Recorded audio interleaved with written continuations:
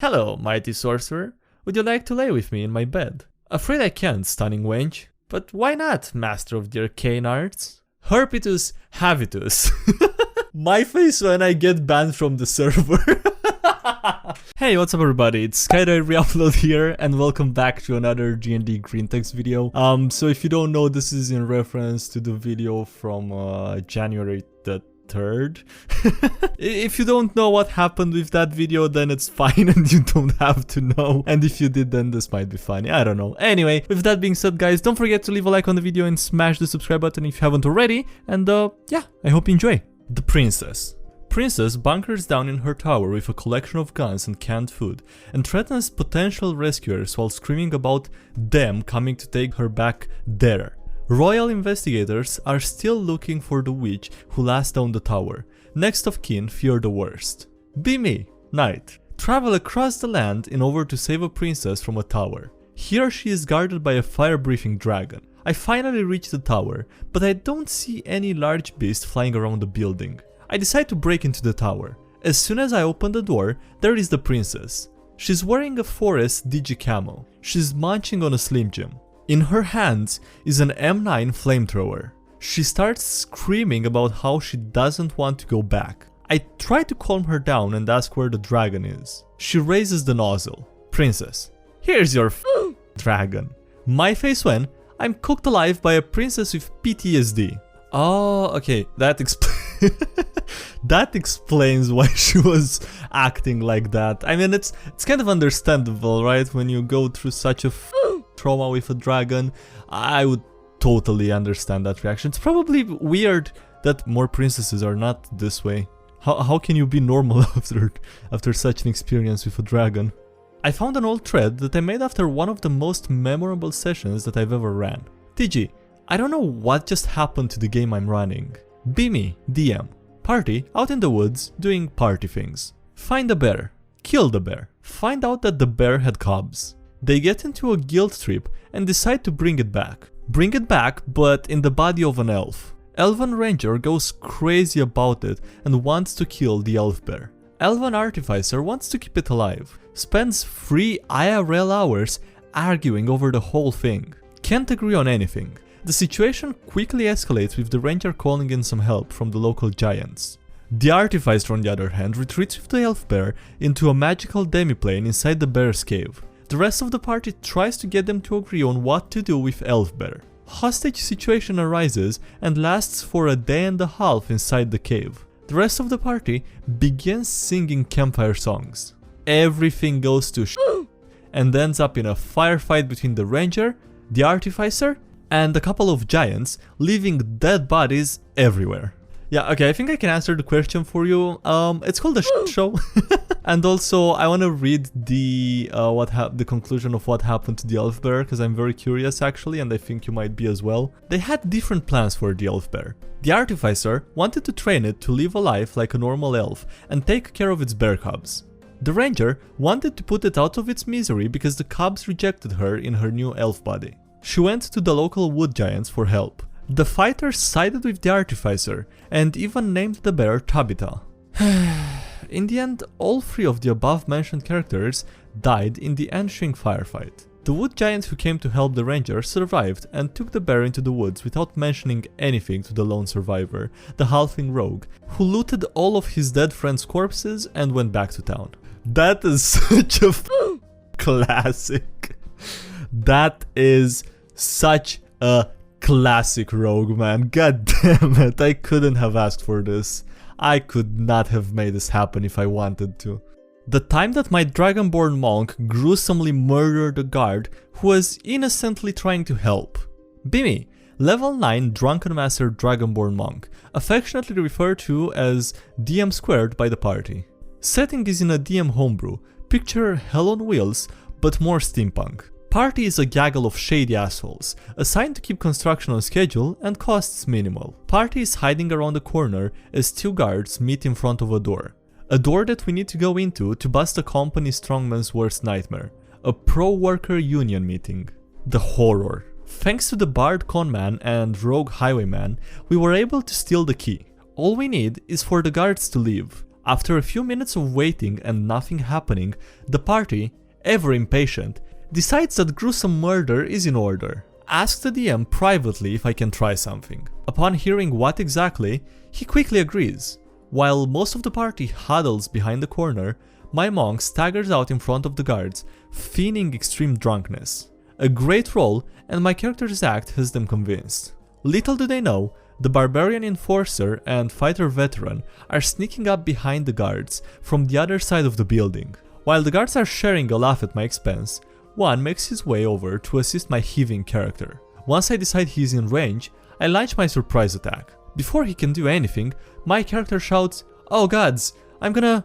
before launching 3d6 of acidic breath directly into his face. He fails miserably at avoiding, and the damage is enough to kill him. His poor friend watches in horror as the man screams and grabs futilely at the ruins that were his face, before slowly collapsing and going silent at my feet. Still not sure why the DM went so into detail on that. Kinda unappealing when you're eating pizza. Before the other guard can even process this entirely, the veteran slams a dagger up to its hilt in the back of his skull. Some say our methods are extreme, but in the face of minimum wage and employee rights, what else do we have?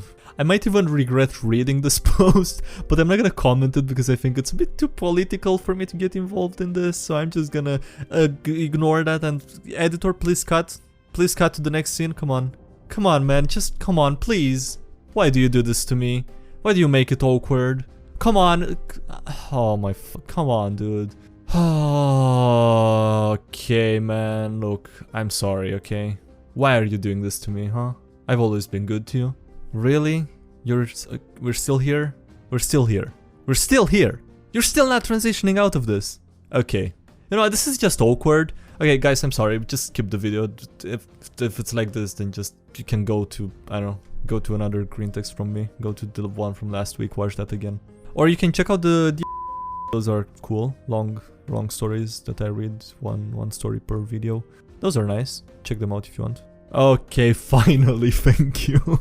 I fire my blunderbuss at the knife. Or, why you should check your friendly fire options. Have a party of 8 players with a good variety of characters. Fighter, rogue, barbarian, warlock, cleric, sorcerers, and an artificer. We're in a dungeon searching for a magic crystal. We've explored a lot of the dungeon, and now we're going down some narrow hallways to find rooms that we missed. The hallway is full of knives, just laying on the ground. Dozens of knives, all over the area. The rogue and the barbarian that are leading the way come to a room. There's a skeleton, even more knives, and a glowing knife in the corner. What could possibly go wrong? Spatele meu, că nu știu de ce mă doare. Cred că nu stau bine.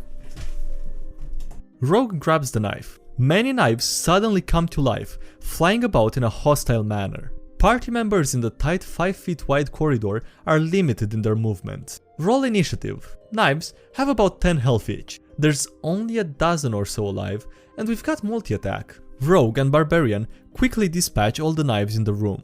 Artificer's player is half asleep. Artificer gets to their turn in initiative. He's right next to a knife who's between him and the sorcerers. It looks something like this.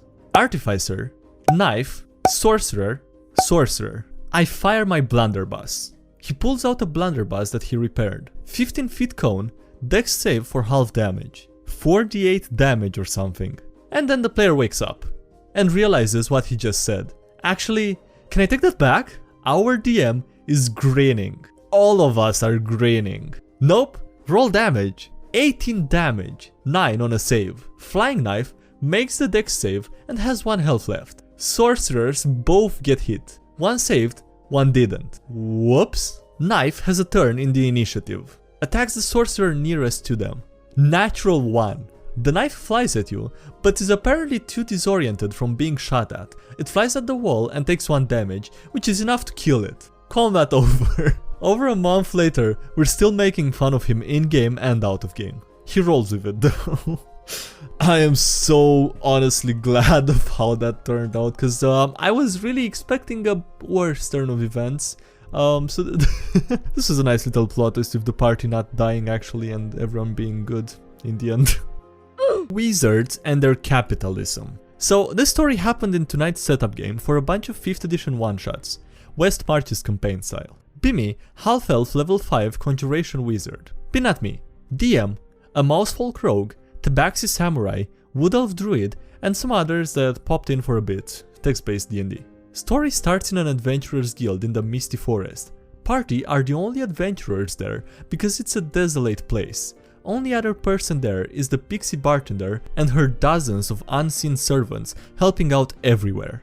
The pixie has been offering everyone apple ale since the start, while we all talk in character about motivations and whatnot. The wood elf brings it back up, saying he enjoys it. I finally realized that the apple ale is just a fancy way of saying cider. Speak up about it. And the pixie says it's to solve branding issues. My face when branding. Me.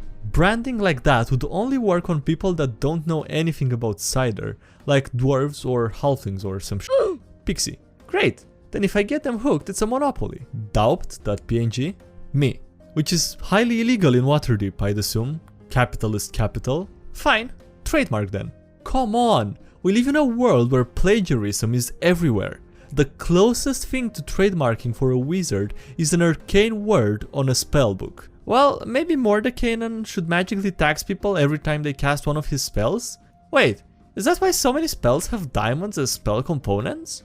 My face when I realized that's actually a possibility, ignoring all other casting classes. My wizard proceeds to have a midlife crisis in session 0. 10 out of 10. Now my wizard's goal is to also kick Tasha's ass for needing pretty diamonds. A reason as valid as any for kicking her ass if you ask me. Anon plays wingman. Friend wants me to be wingman for him in some kind of weird ERP D&D inspired Discord server. I tell him I'm not really into D&D, so I don't know a thing. Tells me not to worry, I'll have a fun quote-unquote time. The Discord server is supposed to be in an inn for weary adventurers. I have to tell everyone name, race and class. I'm Visitar, human sorcerer. Friend seems to be having a good time. I just sit there doing other I get a message from a female bartender half-elf. Hello, mighty sorcerer.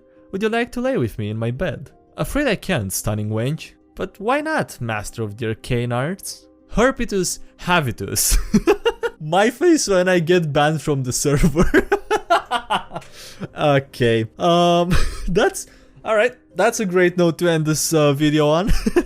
This might have been the title of the video. It might be the best one.